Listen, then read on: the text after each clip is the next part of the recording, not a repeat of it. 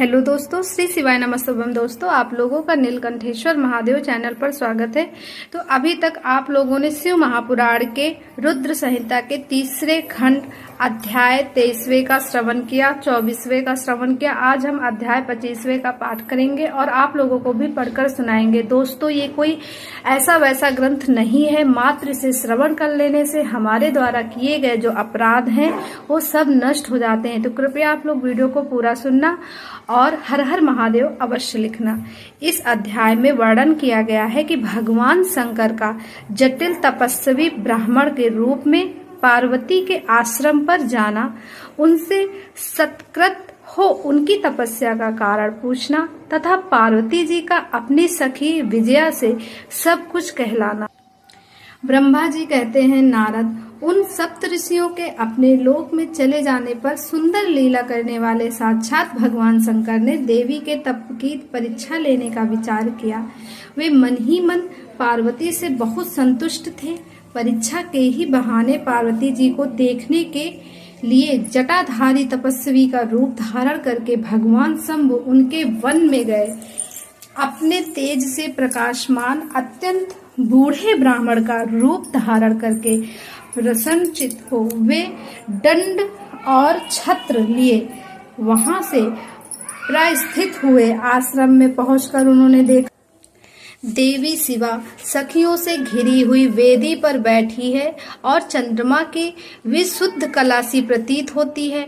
ब्रह्मचारी का स्वरूप धारण किए भक्त वत्सल शंभु पार्वती देवी को देखकर प्रतिपूर्वक उनके पास गए। उन अद्भुत तेजस्वी ब्राह्मण देवता को आया देख समय देवी शिवा ने समस्त पूजन सामग्रियों द्वारा उनकी पूजा की। जब उनका भली भांत सत्कार हो गया, सामग्रियों द्वारा उनकी पूजा संपन्न कर ली गई, तब पार्वती ने बड़ी प्रसन्नता और प्रेम के साथ उन ब्राह्मण देव से आदर पूर्वक कुशल समाचार पूछा। पार्वती बोली, ब्रह्मचारी का स्वरूप धारण करके आए हुए आप कौन हैं और कहां से पधारे हैं? वेद वेताओं में श्रेष्ठ प्रियवर, आप अपने तेज से इस वन को प्रकाशित कर रहे हैं। मैंने जो कुछ पूछा है उसे बतलाइए। ब्राह्मण ने कहा, मैं इच्छानुसार विचरने वाला वृद्ध ब्राह्मण हूँ, पवित्र बुद्ध तपस्वी, दूसरों को सुख देने वाला और परोपकारी हूँ, इसमें संशय नहीं है। तुम कौन हो, किसकी पुत्री हो और इस निर्जन वन में किस लिए ऐसी तपस्या कर रही हो, जो पंजे के बल पर खड़े हो तप करने वाले मुनियों के लिए भी दुर्लभ है। तुम न बालिका हो न वृद्धा ही हो, सुंदरी तरुणी जान पड़ती हो, फिर किस लिए पति के बिना इस वन में आकर कठोर तपस्या करती हो? भद्रे, क्या तुम किसी तपस्वी की सहचारिणी तपस्विनी हो? देवी, क्या वह तपस्वी तुम्हारा पालन पोषण नहीं करता जो तुम्हें छोड़कर अनंतर चला गया है? बोलो, तुम किसके कुल में उत्पन्न हुई? तुम्हारे पिता कौन है और तुम्हारा नाम क्या है? तुम महासौभाग्य रूपा जान पड़ती हो, तुम्हारा तपस्या में अनुराग व्यर्थ है। क्या तुम वेद माता गायत्री हो, लक्ष्मी हो, अथवा क्या सुंदर रूप वाली सरस्वती हो? इन तीनों में तुम कौन हो, या मैं अनुमान से निश्चय नहीं कर पाता। पार्वती बोली, प्रियवर, ना तो मैं वेद माता गायत्री हूँ, न लक्ष्मी हो और न सरस्वती हूँ। इस समय मैं हिमाचल की पुत्री हूँ और मेरा नाम पार्वती है। पूर्व काल में, इससे पहले के जन्म में, मैं प्रजापति दक्ष की पुत्री थी। उस समय मेरा नाम सती था। एक दिन पिता ने मेरे पति की निंदा की थी, जिससे कुपित हो मैंने योग के द्वारा शरीर को त्याग दिया था। इस जन्म में भी भगवान शिव मुझे मिल गए थे, परंतु भाग्यवश काम को भस्म करके वे मुझे भी छोड़कर चले गए। ब्राह्मण शंकर जी के चले जाने पर मैं विरह रहता ताप से उद्विग्न हो उठी और तपस्या के लिए दृढ़ निश्चय करके पिता के घर से यहाँ गंगा जी के तट पर चली आई।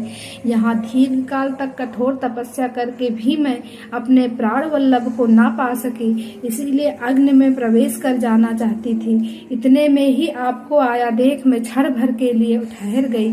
अब आप जाइए, मैं अग्नि में प्रवेश करूंगी, क्योंकि भगवान शिव ने मुझे स्वीकार नहीं किया, किंतु जहाँ जहाँ मैं जन्म लूंगी वहाँ वहाँ शिव का ही पति रूप में वरण करूंगी।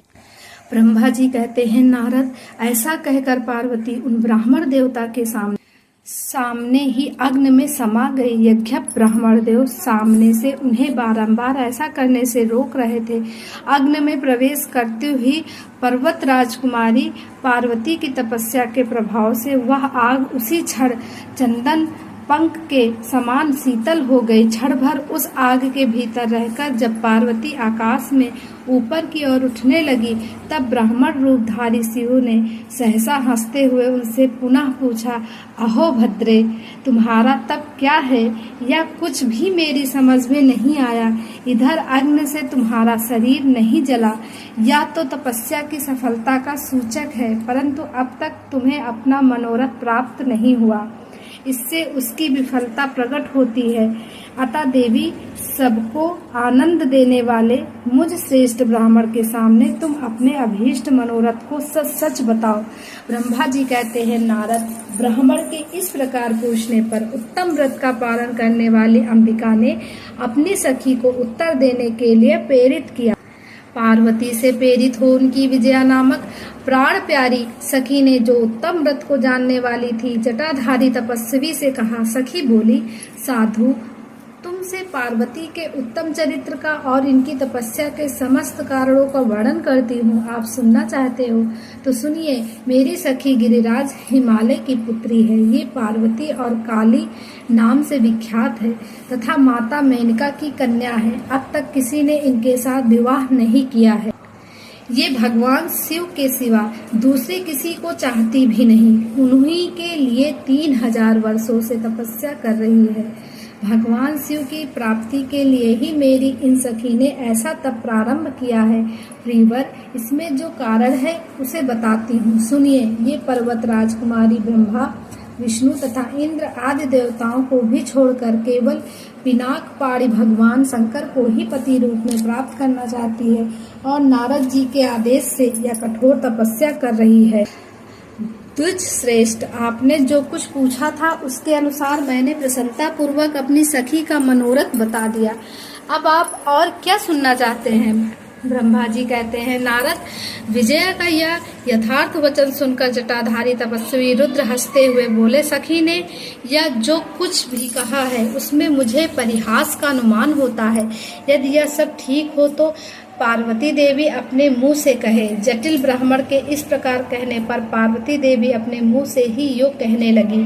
तो दोस्तों, यहीं पर 25वां अध्याय समाप्त होता है। किस प्रकार पार्वती शिव जी की प्रशंसा अपने मुख से करती हैं, ये हम जानेंगे 26वें अध्याय में। तब तक के लिए श्री शिवाय नमस्तुभ्यं।